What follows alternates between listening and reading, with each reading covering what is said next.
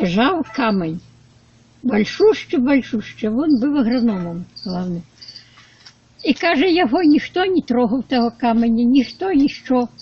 Каже, лежав, да й лежав, його горали, каже, сіяли і всі обмінали. Він і лежав той камінь. А близенько коло того каменя, недалеко, стояла хата, там ще хутори були. Ага.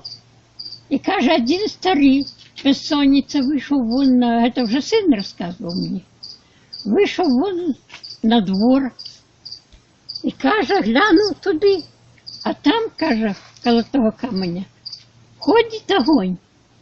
О, ти мені теж розказувала. Ходить огонь, каже, все то сюди, то туди, все то сюди, то туди, каже, ходить.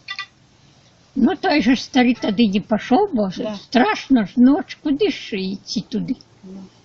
О, і це.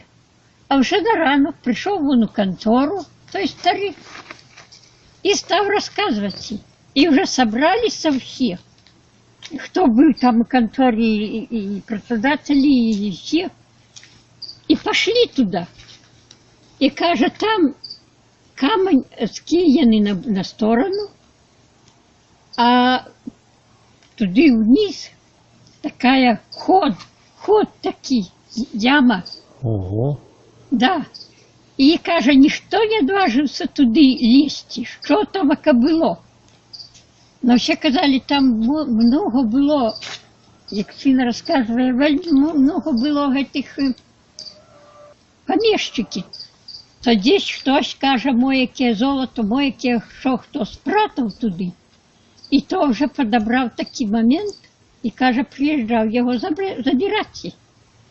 Но ніхто, каже, не одважився. Так, каже, та яма і тепер зіяє. Каже, ніхто її не завалює, бо, каже, страшно. Бачиш ти? Да.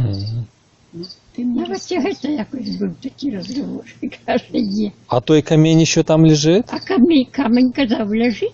Чи мог хіба зараз вже може їсти?